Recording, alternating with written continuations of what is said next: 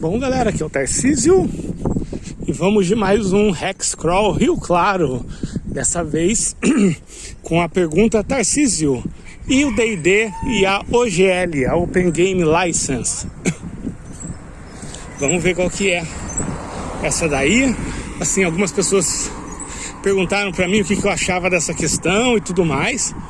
Então vou gravar aqui num vídeo, né? Eu já respondi para as pessoas que me perguntaram no privado, já fiz alguns posts sobre isso em algumas redes sociais, mas no YouTube ainda não tinha colocado nada, né? Então, para quem não está acompanhando, é o seguinte, né? Há muito tempo atrás, a empresa responsável pelo Dungeons & Dragons lançou a Open Game License. O que é isso? Era um documento que autorizava pessoas a escreverem material usando as regras do D&D, ou seja, material que fosse compatível com o D&D. E aí tinha várias regrinhas, era um documento quase que jurídico, né? Que você podia ou não fazer. Isso abriu um leque para muita coisa. Por exemplo, o Tormenta, ele tem o sistema D20, né? Então, o Tormenta é um exemplo clássico de jogo que só foi possível por causa dessa licença. O movimento OSR aproveitou a licença para fazer hacks de edições antigas, porque essa licença ela era referente à terceira edição do Dungeons & Dragons, né? E aí o pessoal da OSR viu várias brechas aí nessa licença que permitia eles simularem edições mais antigas do D&D. E para quem não sabe, a Wizard anunciou que essa licença vai mudar, né? Que agora vai ser muito mais restritiva. Pessoas que criam conteúdo para isso vai ter menos controle sobre o material criado. E aí está gerando uma discussão enorme na comunidade, né? Então vamos lá. Perguntaram para mim o que eu penso sobre isso, eu vou falar. Primeiro, eu acho que a maior parte dessa discussão, dessa comoção, eu acho que está sendo feito propositadamente pela Wizard of the Coast, que é a empresa do D&D, para gerar hype. É aquele, falem bem ou falem mal, mas falem de mim. A gente sabe que o hype bom, o hype mal, tudo isso gera dinheiro, né? Pelo menos essa é a minha visão da coisa. Da mesma forma que a Wizard of the Coast, alguns meses atrás, 2 ou 3 meses atrás, lançou uma edição comemorativa de 30 anos do Magic the Gathering, que era 4 pacotinhos de carta, 4 boosters que a gente fala, por $1.000. E foi massacrado. Mas o que aconteceu? Milhares de canais, redes sociais e pessoas começaram a falar do Magic novamente, com muito mais frequência do que estava falando. E eu não sou especialista, por mais que esse produto tenha naufragado, e eu acho que ele foi feito para isso mesmo, só para gerar hype. Eu acho que muita gente voltou a comprar Magic por causa de ter ouvido falar, gente que estava longe, afastado. E eu acho que, na minha opinião, essa galera não é burra. Eles sabem como é que o mercado funciona, eles conhecem o perfil. Deixa eu ficar quieto aqui que vai passar um caminhãozão.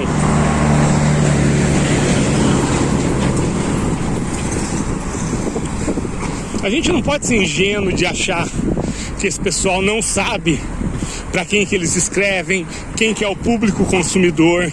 Gente, essa galera tem dinheiro para fazer análises extremamente precisas do tipo de público que segue eles, de quanto cada pessoa gasta nos produtos dele, né? Então eu acredito que, acima de tudo, nada mais é do que uma estratégia de marketing para gerar hype. Daqui a pouco eles vão falar que não é isso, vão lançar isso totalmente diferente, não tão restritivo. Então, a minha opinião principal é essa. Eu acho que é, acima de tudo, uma campanha de marketing, uma campanha esse marketing bem agressivo, bem capitalista e tudo mais, que funciona, a gente sabe que funciona, né? Então, essa é a minha opinião principal. Agora, considerando que realmente eles mantenham tudo isso que eles estão falando, eu acho o seguinte: eu li recentemente o SRD da quinta edição. O que é o SRD? É o System Reference Document. É o sistema de documento de referência do sistema, onde tem as explicações dos termos, regras que você pode usar dentro da licença, que você poderia, por exemplo, colocar no teu jogo e tudo mais. E é um documento de quase 400 páginas. E assim, sinceramente, é muito fraquinho. Essa quinta edição, ela teve muita sorte, que ela veio no momento certo, né? Eles tiveram muito engajamento espontâneo de coisas grandes, como por exemplo o pessoal do Critical Role. Teve a sorte imensa do Stranger Things explodir, e logo na primeira cena eles estavam jogando RPG. Depois, na quinta temporada, é toda baseada aí, né, no Hellfire Club lá, da galerinha jogando RPG. Mas o jogo em si é muito fraquinho, sinceramente. Nossa, eu achei esse SRD assim, beira o mau gosto pra mim. E quem me conhece sabe que eu não costumo achar sistemas ruins, né, ou falar mal de sistemas. Eu acho que o D&D está trabalhando já há muito tempo com nostalgia, né? A prova disso é que eles falam que vão resgatar cenários clássicos, aí fica anunciando, né? Voltou o Ravenloft, aí voltou o Spelljammer, não sei se assim se pronuncia, aquele lá de nave espacial, que já avisaram que não vai ter regra de nave espacial, de combate de nave espacial. Então me parece que o D&D entrou num looping de nostalgia, muito mais do que num looping de interesse sincero pelo sistema. Então eu acho que percebeu tudo isso, passou a pandemia, passou o hype do Stranger Things, as vendas devem ter diminuído, mas eu acho que não vai nunca vender pouco o D&D. A verdade é essa, né? É uma marca que se mantém sozinha, enquanto marca, não enquanto sistema. e muita gente fala, isso vai impactar o mercado. Não vejo assim, não acho que vai impactar nada. Eu acho que vai, muito pelo contrário, vai levar muita gente que está na cola do D&D a produzir conteúdo mais independente, vai levar muita gente a perceber que existem muitos outros sistemas que tem licença aberta, que não é nem um pouco restritiva. Aqui no Brasil a gente tem vários jogos com sistema aberto, por exemplo, o Altares, aquele jogo da Masmorra com Dragões e tal, do Igor Moreno, o Meu Velhas Histórias ao Redor da Fogueira, o Inferno do Caio, o Push do César, o Tríade do Marcelo Pasqualin.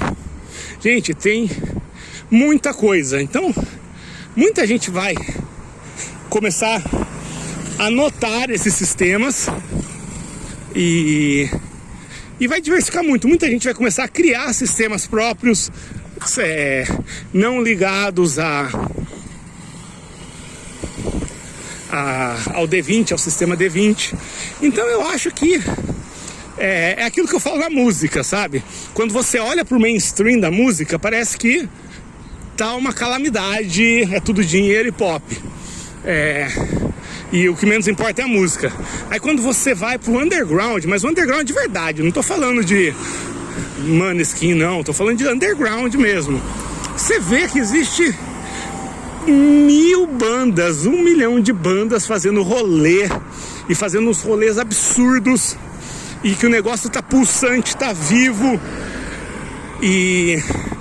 Mas quando você olha pro mainstream da música, parece que o rock morreu, que o heavy metal morreu, ninguém escuta jazz, né? Ninguém tá nem aí pra bossa nova.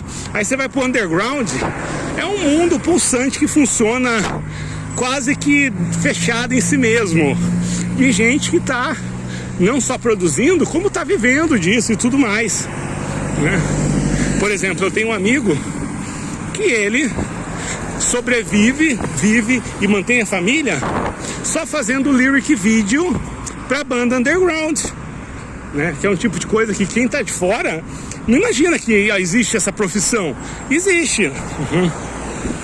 Tem amigos que fazem capa pra discos e tudo mais.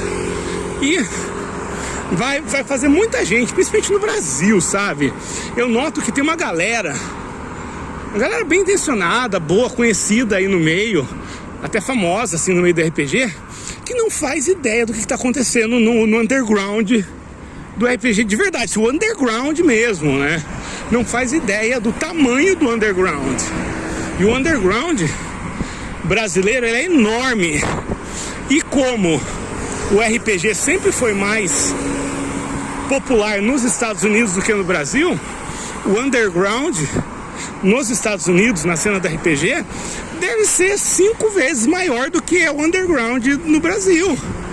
E de fato é. É só você fazer pesquisa de RPG lá no drive-thru, fora dos grandes sistemas, que você acha uns negócios absurdos. De bons, de diferentes, de ruins, tem tudo. Então eu acho que, pra mim, a minha visão, né? Depois, considerando que não é só o marketing, que pra mim é só o marketing, depois eles vão falar, não é nada disso, pegadinha do malandro. Vai potencializar muito a cena independente.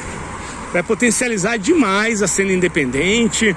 Muita gente que usou o D&D como muleta nos últimos anos vai começar a caminhar com a própria perna. Eu acho isso muito bom, né? E aquilo que eu falei, sabe? Eu já lancei material voltado para D&D e talvez ainda lance, porque eu preciso pagar minhas contas, né? Só por isso. Por exemplo, o Velhas Histórias ao Redor da Fogueira, segunda edição, ele era para ser um sistema D20. A primeira escrita dele, eu não usei o sistema de Aventuras Fantásticas. Eu usei o sistema D20. Por sorte, eu tive uma discussão com uma pessoa da cena OSR, uma pessoa bem tóxica, não foi nada pessoal, é uma pessoa que discute com todo mundo, cada dia da semana a pessoa discute com uma pessoa diferente no WhatsApp ou em alguma rede social. Então, e aí eu falei, cara, eu não tô muito afim de fazer um jogo que tenha esses indivíduos, sabe?